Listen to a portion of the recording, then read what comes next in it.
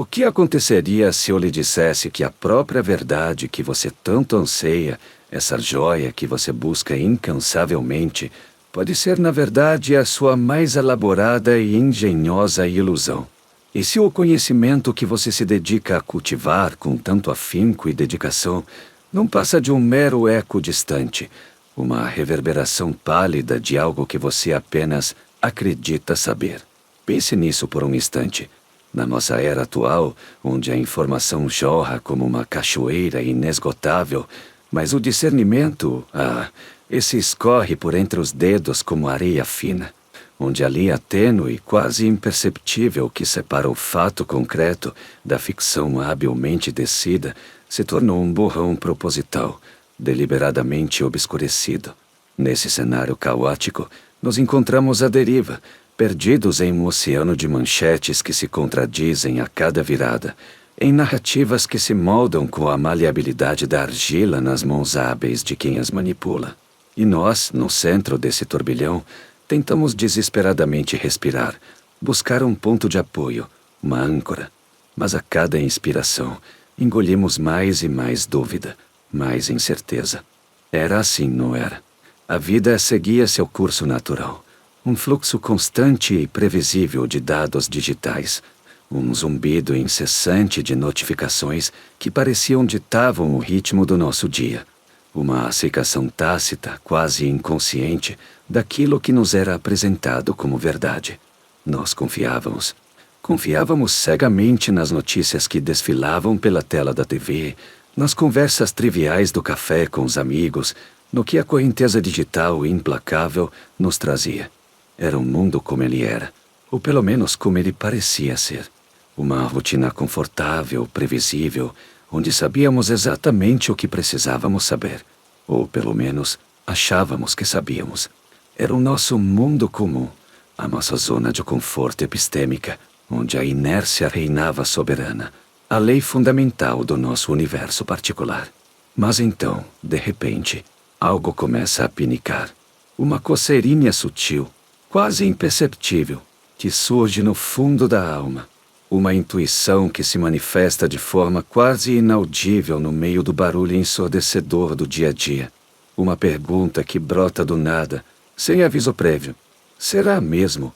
Uma dissonância cognitiva que se instala e se recusa a ir embora, que ecoa persistentemente. Você lê uma notícia, assiste a um vídeo, ouve uma conversa, e algo lá dentro, em algum lugar profundo, simplesmente não se encaixa.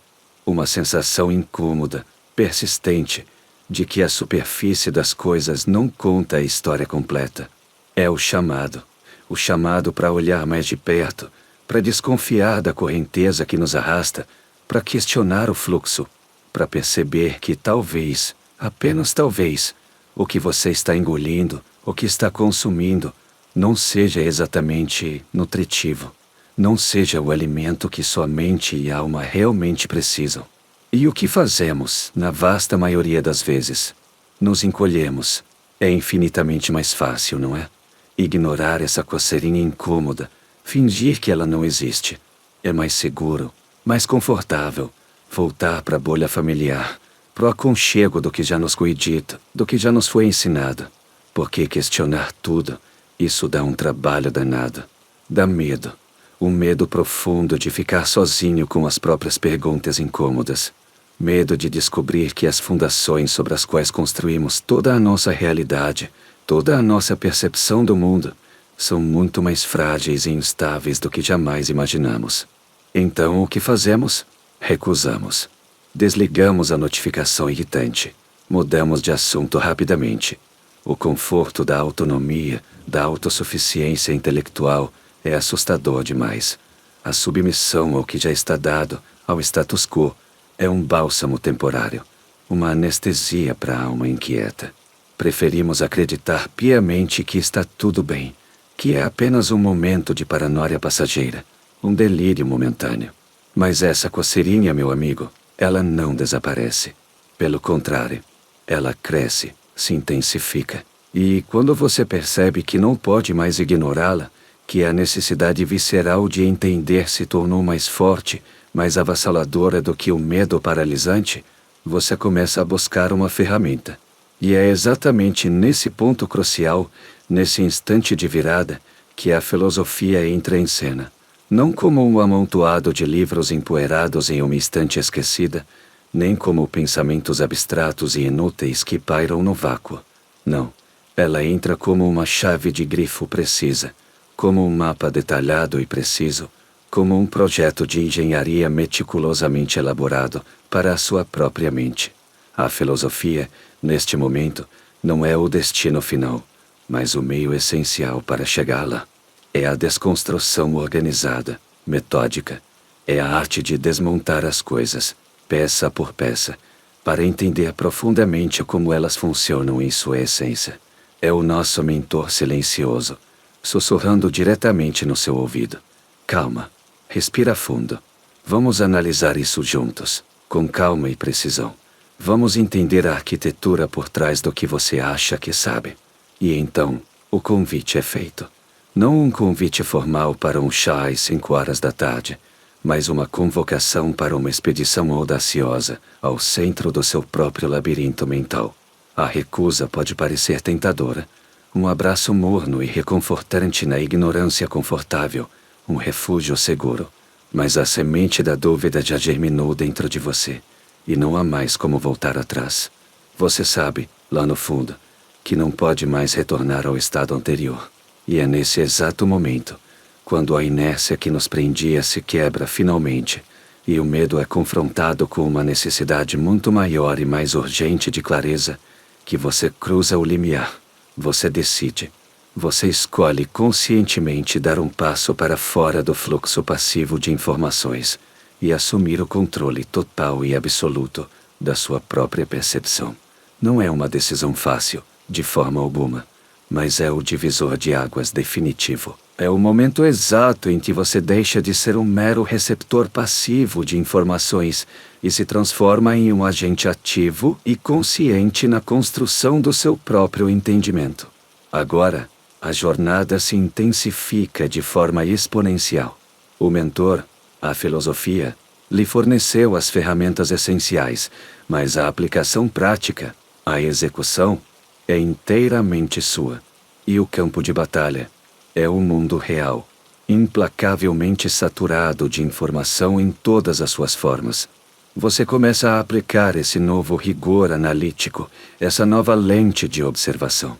Você olha para as manchetes que pulam na tela, para os posts que inundam as redes sociais, para as conversas que ecoam ao seu redor, mas agora com um olhar fundamentalmente diferente.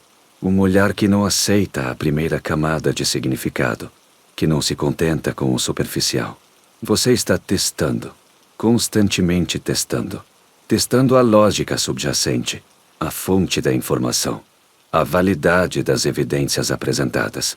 É um processo árduo, que exige paciência e persistência. Você encontra aliados inesperados nessa empreitada.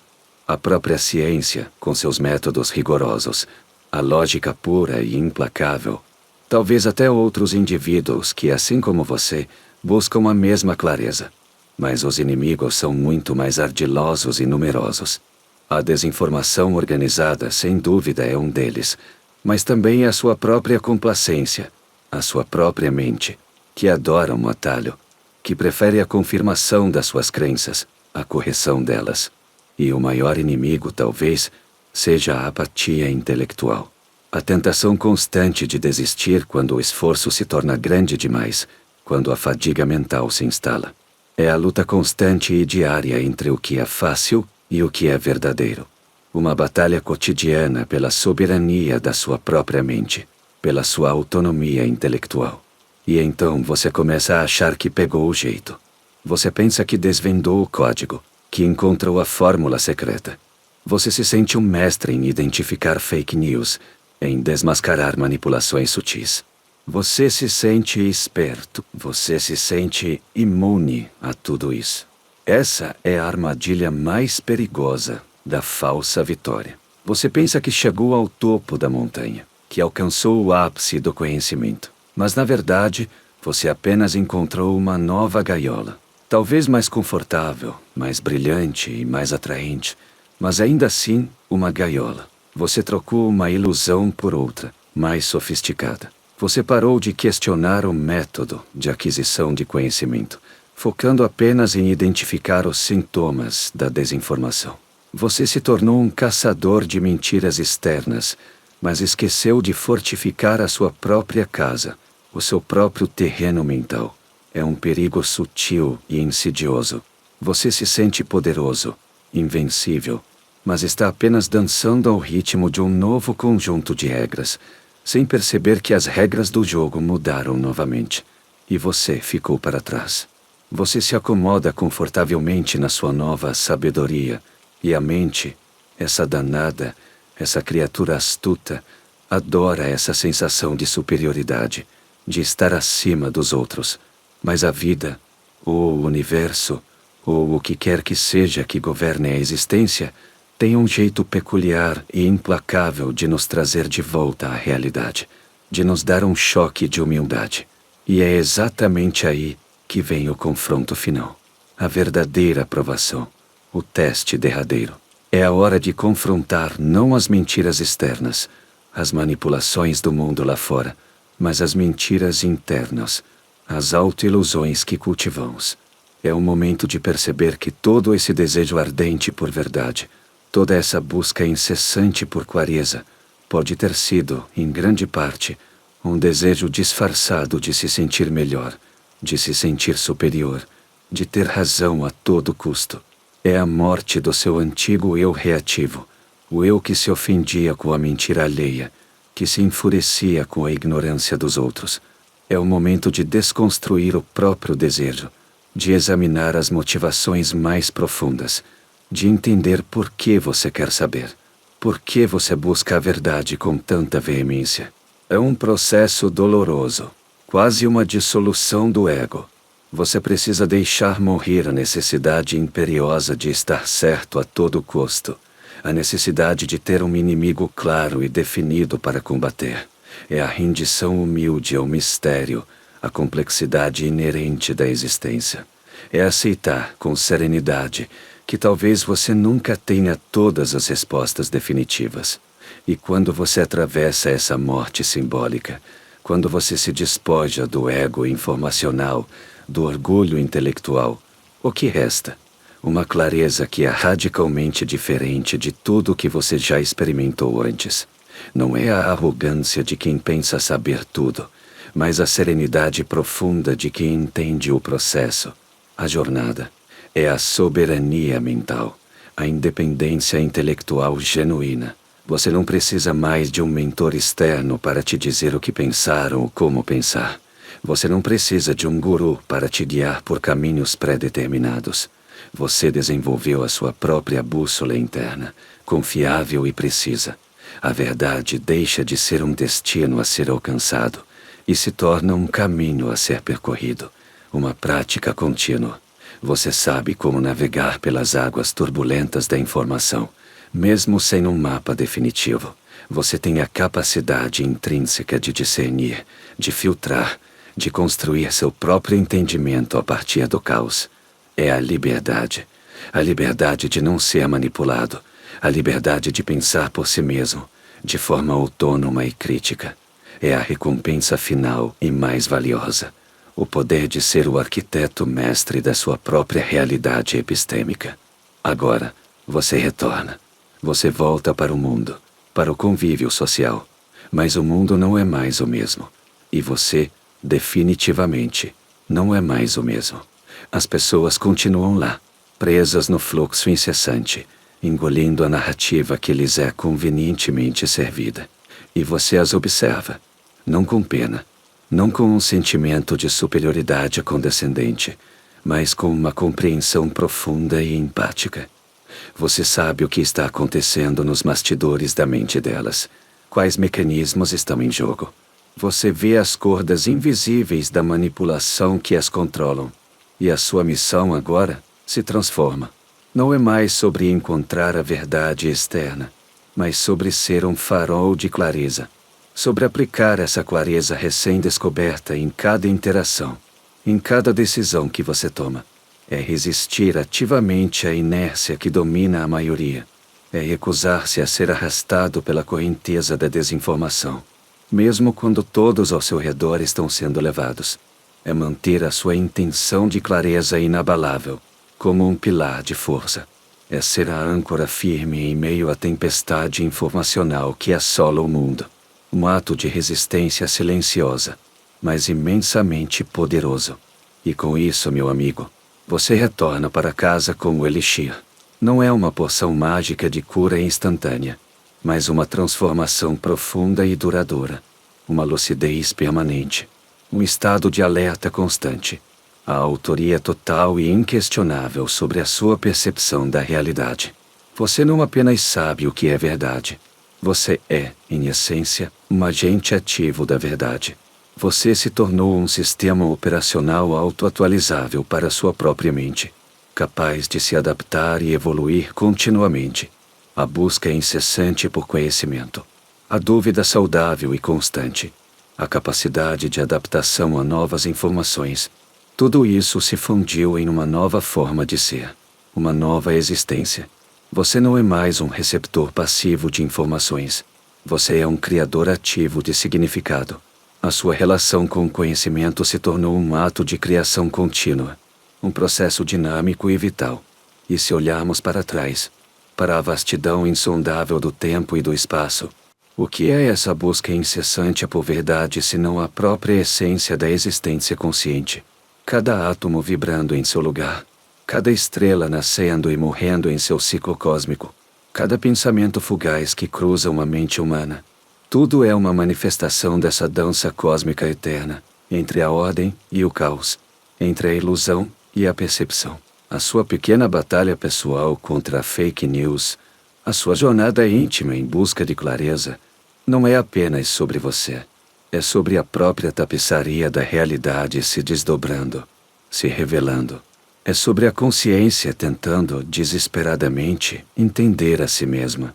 E você, com essa nova soberania mental conquistada a duras penas, se torna um ponto de luz cintilante nesse universo em constante expansão. Um nó de clareza e entendimento na rede infinita de informações e possibilidades. Uma pergunta feita a si mesma, que ecoa pelo cosmos. E a resposta? Bem, a resposta, meu amigo, é o próprio ato de continuar perguntando. A própria jornada em si. E é aí, nesse ponto liminar, que a gente se perde. Ou talvez, finalmente se encontra.